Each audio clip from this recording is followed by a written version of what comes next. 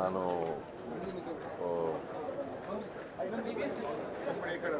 ಇತ್ತೀಚಿನ ದಿನಗಳಲ್ಲಿ ನಾವು ಯಾವುದೋ ಒಂದು ಕಾರ್ಯಕ್ರಮಕ್ಕೆ ಜಾನಕಮ್ಮನ್ನು ಹೇಗಾದರೂ ಮಾಡಿ ಕರ್ಕೊಂಬರ್ಬೇಕು ಅಂತ ಭಾಳ ಒಂದು ಆಸೆ ಇಟ್ಕೊಂಡಿದ್ದೆ. ಸಡನ್ನಾಗಿ ಈ ರೀತಿ ಒಂದು ನ್ಯೂಸ್ ಬರಬೇಕಾದ್ರೆ ಒಂದು ರೀತಿ ಗಾಯಕನಾಗಿ ಅಷ್ಟೇ ಅಲ್ಲದೆ ಅವರ ಹಾಡುಗಳ ಒಬ್ಬ ಶಿಷ್ಯನಾಗಿ, ಯಾಕಂದರೆ ನಾವೆಲ್ಲರೂ ಇವರ ಹಾಡುಗಳಿಂದ ಕಲಿತದ್ದು. ನಮಗೊಂದು ಕಡೆ ಮನೋರಂಜನೆ ಆದರೆ ಇನ್ನೊಂದು ಕಡೆ ಕಲಿಕೆ. ಅವ್ರ ಹಾಡುಗಳನ್ನು ಕೇಳ್ತಾ ಇದ್ದರೆ ಕಲಿತೀವಿ. ಓ, ಈ ಪದವನ್ನು ಹೀಗೆ ಉಚ್ಚಾರ ಮಾಡಿದ್ರ, ಈ ಹಾಡನ್ನು ಹೀಗೆ ಹಾಡಿದ್ರ, ಇದರಲ್ಲಿ ಈ ರೀತಿ ಭಾವ ತುಂಬಿದ್ರ, ಮತ್ತು ಒಂದ ಎರಡ ಸಾವಿರಾರು ಹಾಡುಗಳಲ್ಲಿ ಇಷ್ಟು ಭಾಷೆಗಳಲ್ಲಿ ಜೀವ ತುಂಬಿ ಆ ಜೀವ ಇವತ್ತು ಮೈಸೂರಿನಲ್ಲಿ ಈ ರೀತಿ ಇದ್ದಾರೆ ಅಂದರೆ ಒಂದು ಕ್ಷಣ ನಂಬಲಿಕ್ಕೆ ಬಹಳ ಕಷ್ಟ. ಆದರೆ ಇವತ್ತಿನ ದಿನ ಇದೇ ಸತ್ಯ. ಇದನ್ನು ಭಾಳ ಒಪ್ಕೊಳ್ಳೋದೇ ಭಾಳ ಕಷ್ಟ. ಆದರೂ ಕೂಡ ಇಂಥ ಮಹನೀಯರು ಒಂದು ರೀತಿ ಏನು ಹೇಳ್ತಾರೆ, ಶಾಶ್ವತವಾಗಿ ಹಿರಿಕರು ಹೇಳೋಗೆ ಸೂರ್ಯ ಚಂದ್ರ ಇರೋವರೆಗೂ ಇವರೆಲ್ಲರೂ ನಮ್ಮೊಂದಿಗೆ ಶಾಶ್ವತವಾಗಿರ್ತಾರೆ. ಯಾಕಂದರೆ ಅವರು ಮಾಡಿರುವಂಥ ಕೆಲಸ ಅಷ್ಟೇ ಅಲ್ಲದೆ ಅವರ ಮನಸ್ಸು, ಅವರ ಹೃದಯ, ಅವರು ನಡ್ಕೊಂಡಂಥ ರೀತಿ ಯಾರಿಗೂ ಯಾವ ರೀತಿಯಾದಂಥ ತೊಂದರೆಯನ್ನು ಕೊಡದೆ ಎಲ್ರಿಗೂ ಕೇವಲ ಆನಂದವನ್ನು ಮಾತ್ರ ಕೊಟ್ಟು ಹಾಡುಗಳ ಮೂಲಕ, ಅವರ ಮಾತುಗಳ ಮೂಲಕ.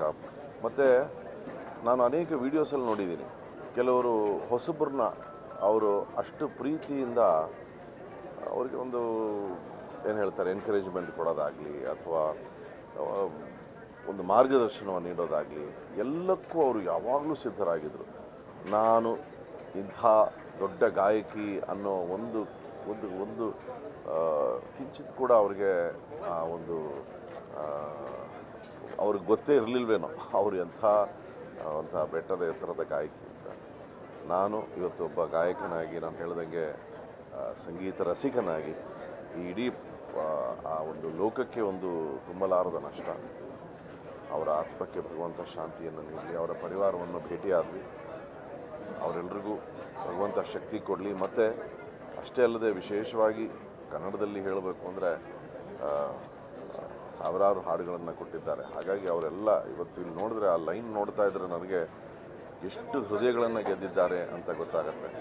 ಆ ಎಲ್ಲ ಹೃದಯಗಳಿಗೆ ಭಗವಂತ ಶಕ್ತಿಯನ್ನು ಕೊಡಲಿ ಅಂತ ಪ್ರಾರ್ಥಿಸ್ತೇನೆ.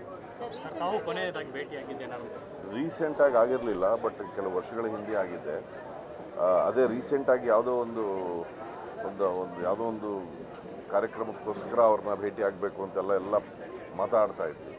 ಬಟ್ ಅದು ಇನ್ನು ಕನಸಾಗಿ ಉಳ್ಕೊಡುತ್ತೆ. ಸರ್, ನಿಮ್ಮಿಬ್ಬರ ಒಂದು ಫೋಟೋ ಇದೆ, ಯಾವುದೋ ಒಂದು ಕಾರ್ಯಕ್ರಮದಲ್ಲಿ ಭೇಟಿಯಾಗಿದೆ, ಸಿಕ್ಕಾಗ ಏನು ಮಾತಾಡ್ತಿದ್ರು? ಇಲ್ಲ, ಅವರು ಎಲ್ಲರನ್ನೂ ಪ್ರೀತಿಯಿಂದ ಮಾತಾಡಿಸೋರು. ಅಂದರೆ ಅವರು ಎಲ್ರಿಗೂ ಪ್ರೋತ್ಸಾಹವನ್ನೇ ನೀಡೋರು. ಭೇಟಿಯಾದಾಗಲೆಲ್ಲ ಭಾಳ ಚೆನ್ನಾಗಿ ಹಾಡ್ತೀಯ, ನಿನ್ನ ಧ್ವನಿ ಭಾಳ ಚೆನ್ನಾಗಿದೆ ಅಂತ. ಅಂದರೆ ಇದು ಕೇವಲ ನನ್ನೊಂದಿಗೆ ಅಷ್ಟೇ ಅಲ್ಲ, ಇದು ನಾನು ಅದೇ ಹೇಳೋದಲ್ಲ, ಸಾಕಷ್ಟು ನೀವು ವೀಡಿಯೋಸ್ ನೋಡ್ಬೋದು ಸೋಷಿಯಲ್ ಮೀಡಿಯಾನಲ್ಲಿ.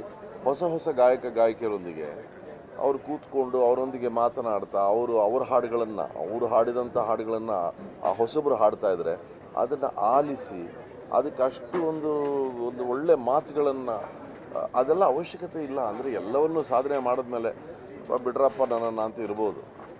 ಆದರೆ ಹಾಗಲ್ಲ, ಅವರು ಎಲ್ಲ ಹೊಸ ಗಾಯಕಿಯರಿಗೆ ಅಷ್ಟು ಪ್ರೋತ್ಸಾಹವನ್ನು ನೀಡ್ತಾಯಿದ್ರು. ಮತ್ತು ಕೆಲವು ವೀಡಿಯೋಸ್ ನಾನು ನೋಡಿದ್ದೀನಿ, ಅವರ ಸಮಕಾಲೀನರು ಕೆಲವರೆಲ್ಲ ಒಗ್ಗೂಡಿ ಕೆಲವು ಹಾಡುಗಳನ್ನು ಅದ್ರ ಬಗ್ಗೆ ಮಾತಾಡೋದನ್ನು, ಅಂದರೆ ಪ್ರತಿನಿತ್ಯ ಸಂಗೀತ ಹಾಡು ಅದರೊಂದಿಗೆ ಜೀವಿಸಿದ್ರು ಅಂತ ನಾನು ಭಾವಿಸ್ತೇನೆ. ಇನ್ನೊಂದು, ಅವರ ಹಾಡುಗಳನ್ನ ಇವತ್ತು ಕೂಡ ನೀವು ಕೇಳಿ, ಅದರಲ್ಲಿ ಅದು ಯಾವುದೇ ಭಾವ ತುಂಬಿದ್ರು ಅದರಲ್ಲೊಂದು ಮಾಧುರ್ಯತೆ ಏನಿರುತ್ತೆ, ಆ ಮಾಧುರ್ಯತೆ ಅದು ಕೇವಲ ಅವರ ಕಂಠದ್ದಲ್ಲ, ಅವರ ಹೃದಯದ ಮಾಧುರ್ಯತೆ. ಅದು ಅವರ ಹೃದಯ, ಅವರ ಮನಸ್ಸಿನ ಮಾಧುರ್ಯತೆಯನ್ನು ನಾವು ಕೇಳಿದ್ದೇವೆ. ಆ ವ್ಯಕ್ತಿ ಇಲ್ಲದೆ ಹೋದರೂ ಕೂಡ ಆ ಕಂಠ, ಆ ಮಾಧುರ್ಯತೆ, ಆ ಹೃದಯ ನಮ್ಮೊಂದಿಗೆ ಶಾಶ್ವತವಾಗಿ ಇರುತ್ತೆ ಅಂತ ನಾನು ಭಾವಿಸ್ತೇನೆ.